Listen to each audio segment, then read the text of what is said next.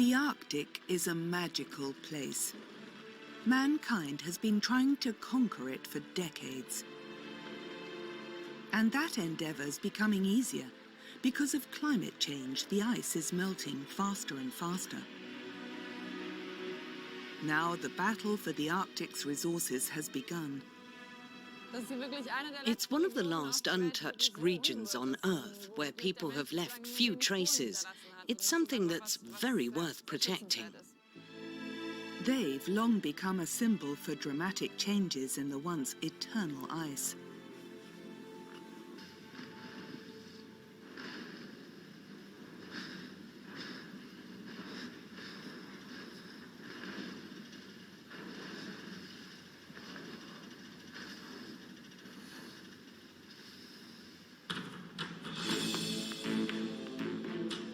At the moment, the ice still presents a natural barrier. Powerful icebreakers are needed to get through it. Russia dominates the Arctic sea routes. This nuclear-powered icebreaker has 74,000 horsepower. It's the largest, most advanced vessel of its kind in the world. Even ice sheets 4 meters thick are no problem for Captain Dmitry Lobusov. This icebreaker can reach almost any location in the Arctic Ocean. The battle for the Arctic is coming to a head. Russian scientists are concerned about the unique landscape. So the fighters for this pancake now are more equipped, more powerful, more rich, so they have a better device to catch this pancake. This Russian giant isn't the only one here. A good 1,000 kilometers further south in Tromsø, the Norwegians are moving a different kind of steel giant into position. This is the Songa Enabler oil rig. It cost almost €1 billion to build. The Norwegian company Statoil hopes to discover enormous oil reserves here and has penetrated further north than anyone else so far. The manager's on his way to the heart of the rig, the drilling platform.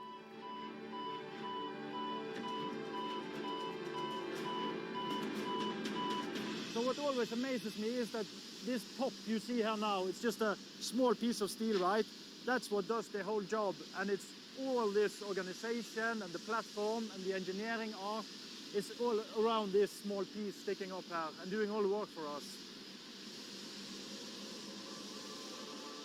No other oil rig in the world is as well protected against the cold. It can operate at temperatures as low as -20 degrees centigrade. Many areas of the rig are hermetically sealed to keep out the Arctic cold. All the important areas can be heated. That means the helipad is always free from snow and ice. That's absolutely vital for the crew. The supplies from the air are their only link with the outside world.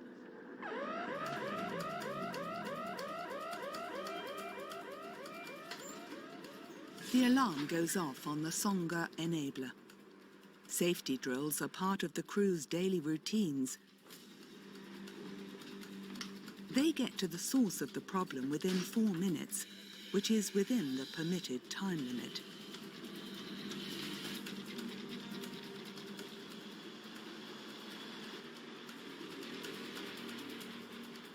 Of course it can be risky. We know that lives have gone lost in oil business, and hopefully it won't happen again because we are controlling the risk, but the risk is there. We can never look away from the risks because if we do that, of course we will lose more lives. The human and material effort is enormous, and it's all to one end. Yeah, we like to make history, and I know that if we discover an elephant up here, as we call it, it will be historical. It will gain much more activity up there, which will be good for both me and for the business, of course. The Arctic is rich in natural resources. Oil, gas, ores and precious stones have been harvested from here for more than 100 years. The retreat of the ice is now making the heart of the Arctic more accessible. Experts believe there are huge oil and gas reserves there. In the fjord, the crew of the Songa Enabler make their final preparations for their big trip. None of them know what problems they're about to face. The Arctic ice has been in retreat for at least 25 years.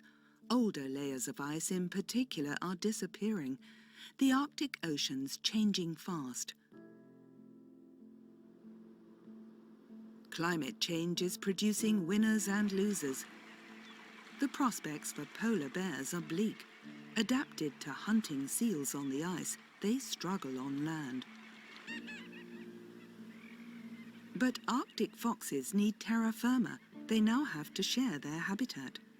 For the birds, the fact that large tracts are now more often ice-free is a plus, because their food sources are accessible for longer. The Russian icebreaker continues on its voyage. This juggernaut is called 50th Anniversary of the Victory. One of the people on board is Jan Brieder from Germany. He's the expedition leader en route to the North Pole. During the 29 trips that I've made to the North Pole, the amount of ice has really varied. We've encountered ice at 76 degrees north, sometimes at 82 degrees north. We'll see what we'll find this year. They're heading to the North Pole via the Franz Josef Land archipelago. It takes them 5 days from Murmansk. On board are crew members, tourists and scientists.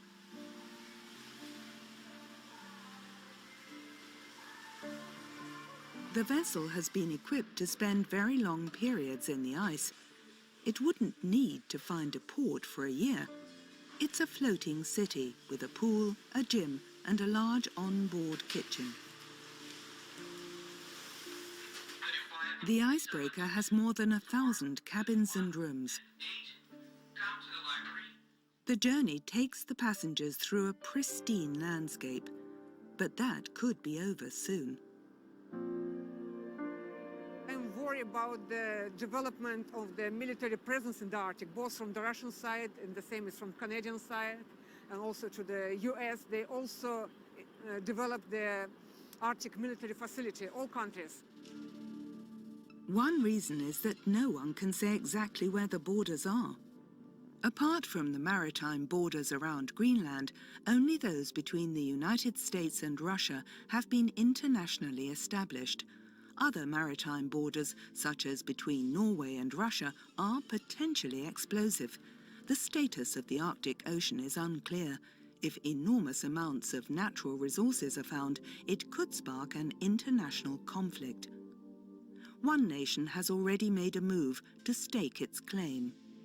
I consider this Russian flag on the North Pole floor is the same as American flag on the moon. It's the same just demonstration of that. We can go there, we can dive, we can fly, we can put, so it's a sign, but nothing more. Like a big boy game. Whether she likes it or not, it is also part of the game. Scientists and their research are enormously important for politicians and industry. Maria's current task is to gather climate data all over Franz Josef Land. She has an entire Arctic summer to do it. The ship's helicopter flies back, and the trip to the North Pole continues without the biologist.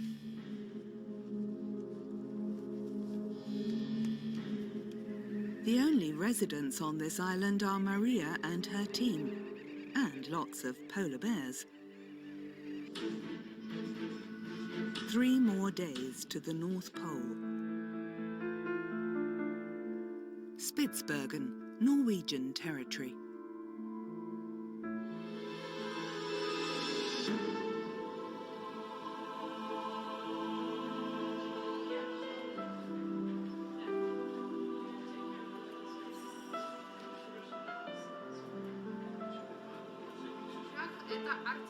Greenpeace tries to get in touch with the Russian trawler. Its only response is a warning. They weren't particularly kindly disposed to us. We said we'd keep a safe distance, and they said if we didn't come too close, it would be fine. But if we did, they wouldn't be able to guarantee that they'd remain friendly and peaceful. Approaching the trawler's risky. It's currently fishing and has full nets. Larissa Boima is visibly tense. The Russian crew might feel they're being provoked. These nets that they drag over the ocean floor are the size of a football pitch and as high as a 3-story building. They're huge and they're dragged across the sea floor, destroying everything in their path. A short while later, the Russian captain changes course and heads straight at the Greenpeace boat. It has to turn away. Machismo in the Arctic. Because of the retreat of the sea ice, Russian trawlers such as this one can fish further and further north. That has devastating consequences for the Arctic ecosystems. The life in the Arctic is in danger. A place that's a paradise underwater too. It's a kaleidoscope of shapes and colours. Special robotic cameras can dive down to 400 meters. Greenpeace wants to use them to document the current damage caused by trawlers from all over Europe, including Germany. The trawl nets are dragged along the bed because this is a prime place for cod. You can see the scars they leave. The results are shocking. You can see the extent of the destruction. And yet fishing boats are heading further and further north. We want to halt the spread of industrial fishing into currently untouched areas of the Arctic. We're demanding that the Norwegian government sets up protected zones in the maritime areas around Spitsbergen. Greenpeace has won some battles to protect the Arctic.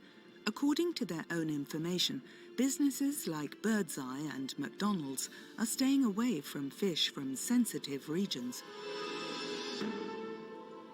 Maybe it's a small breather for the fascinating world around Spitsbergen.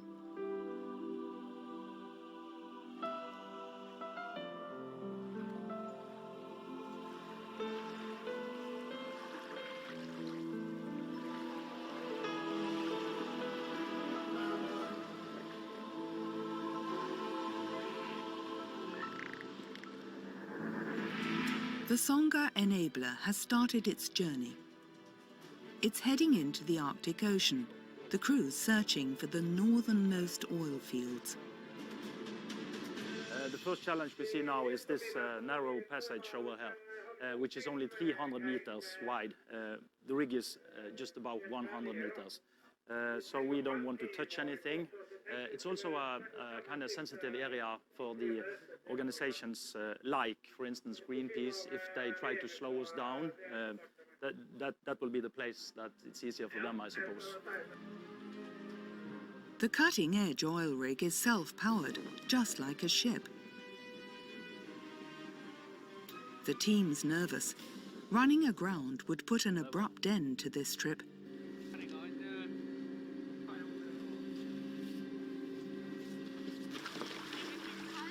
The narrow strait is exploited by Greenpeace activists. Their protest plays well in the media. They want to speak out against the dangers of the oil industry. Although the oil industry is in fact already investing millions to make oil rigs more environmentally friendly and safer. I think we need those organizations as well, because they push us in a way, right? So if I or the oil industry will make the rules how we do it, it would probably be cheaper, right? So they have to push the limits and make us better together. Greenpeace can't stop the oil rig. Nobody knows what will happen if the Songa Enabler finds what it's looking for in the Arctic. It's 200 nautical miles to the North Pole. Their course is 90 degrees north. The Russian icebreaker's 24,000 tons are unstoppable. The team of scientists on board includes Alex Cohen from England. He's a geologist from the University of Cambridge and an expert on Arctic ice and climatology. It probably is an important time in history for the Arctic. Over the last few decades, we've seen a dramatic change in the type of ice. On the way to and from the pole, I want to collect data on thickness and extent of sea ice. And then when we get there, I want to check the situation at the North Pole and hopefully get some depth and salinity profiles of melt ponds. Tourists can also travel to the North Pole on the icebreaker for tens of thousands of euros per head. The expedition leader is careful in his calculations. We wouldn't offer a trip to the North Pole if we were exposing our passengers to a risk. Of course, you have to bear in mind that in the high Arctic, you're far away from civilization, so we have to weigh up the risks. We have to be prepared for all eventualities, but nature will show us what our limits are. Travelling to the Arctic is an exclusive and very expensive adventure, which has limited tourist numbers to date. But some scientists see advantages in changing that. I think tourism is a really powerful tool for educating people. If nobody knew about the Arctic, nobody would care enough to save it. So it's really important that we bring people here and show them the Arctic, show them why it's special and why it's worth saving. Cruise liners can't come as far north as this icebreaker, and the captain's pleased to have the tourists on board. They help keep the expensive vessel afloat financially. It can travel at 22 knots with 2 sets of turbines powered by nuclear reactors. Being the dominant force in the Arctic costs billions. The Russians already have more than 40 icebreakers. Russia doesn't just have plans. It's already building 3 new nuclear-powered icebreakers. One hull is already complete, the second is about to be complete, and the third is already in the dock. This is roughly what these new icebreakers will look like.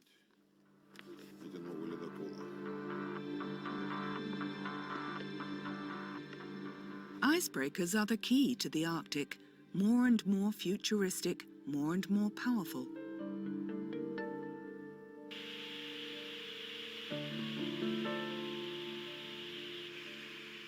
But the battle for the Arctic isn't just a battle for natural resources, it's also a battle for living space.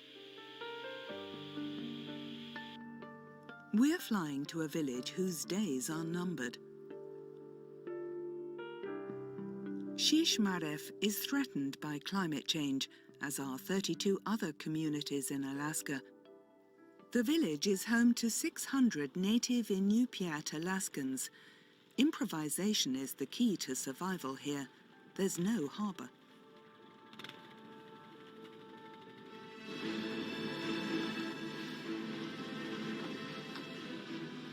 Brothers Fred and Johnny are hunting. Like many in the village, they catch seal, caribou, and sometimes whale. They are Native Americans, so they don't need a license to do it. Climate change has drastically changed their environment. Yeah, in the past, we would be crossing with our snow machine. This would all be frozen where we're boating here. It's very rare that we're boating in November. People here live in harmony with nature. Civilization has given them a church, 2 shops and a modern school, but there are no restaurants or cinemas. They live from storm to storm. Every storm surge robs them of more of their home. That's an important issue at the village meeting. The consequences of climate change have to be monitored.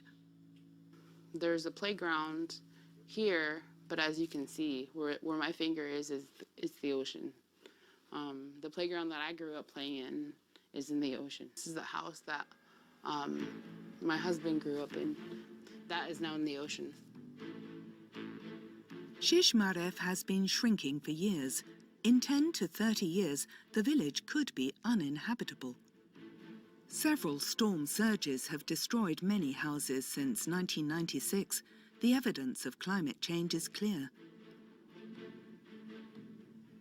Ken Stenek is a biologist. He's lived here for 18 years. He shows us the traditional fridge used by the people up here, a box in the ground right above the permafrost layer. But the permafrost has melted. The house that once stood above it has been claimed by the sea. Without the permafrost, the ground lacks the necessary stability. The sandy island is easy prey for autumn storms. The biologist is a teacher at the local school. Climate change is a constant topic here. None of the children will be able to live in Shishmaref when they have grown up. Losing their home is a scary thought. For some time now, there's been another worrying development, a plague of dead birds. Yeah, this summer we were seeing lots of dead seabirds washing up, mostly northern fulmars and short-tailed shearwaters. That the sea surface temperatures this year were a little bit warmer than normal. The food sources that they have, so we were seeing, that we see that the fish eaters were dying off first and washing up, and then some of the plankton eaters. Shishmaref had to act and voted to relocate. The younger villagers were in favor, the older ones against. It split the village. The climate commissioner is stuck in the middle. This is a map with Inupiaq words because we're. She explains the move to the mainland on the map. There's around 10 kilometers between the two locations, but they're worlds apart for the villagers because the move will also mean an end to fishing. The move will cost $300 million, and it's not clear who'll pay. Donald Trump definitely won't. The hunters are angered by his denial of climate change. They want rapid assistance. I think they're going to have to move us very soon. Otherwise, we'll be washed off the map. Shishmaref isn't just a small village in the middle of nowhere. It's also a symbol. Climate change threatens Miami, Venice, and Hamburg too.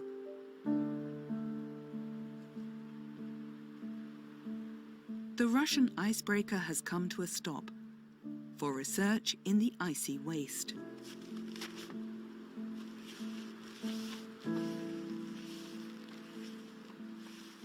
Alex Cohen is literally on thin ice. His goal is to explore the meltwater ponds. They're filled with fresh water and are a food source for many tiny creatures in the Arctic.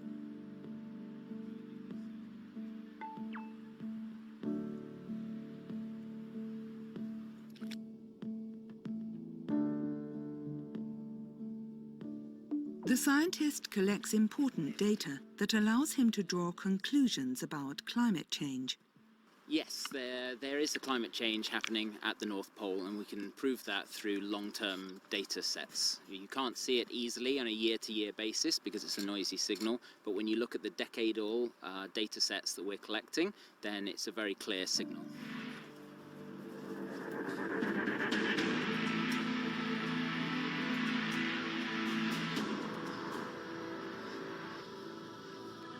The last few miles to the North Pole.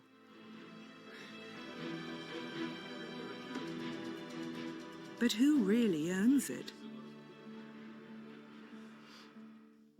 The political status of the North Pole area is completely unclear. Canada, Denmark, and Russia regularly lay claim to it because an underwater mountain ridge connects to their mainland regions. The countries around the Arctic region are currently addressing that question. They're doing research and are filing applications with the United Nations to say how far the continental shelves extend. Once it's proved who owns this territory, this ridge, it won't become part of that state's territory. But that state will get the rights to the natural resources here. At last, the time has arrived. 90 degrees north, the actual roof of the world. It's an emotional moment for Jan Breeder and the captain. Once the ice can support the 7-ton anchors, the passengers are allowed to disembark. At the North Pole, the people from 23 nations form a circle and stand in silence for peace on Earth, maybe with a sense of awareness that that peace is under threat because of the changes in the Arctic.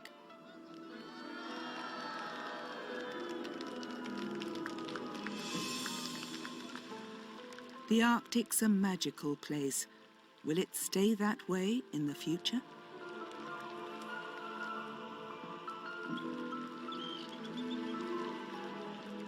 The struggle for the Arctic ultimately could draw many countries into the conflict.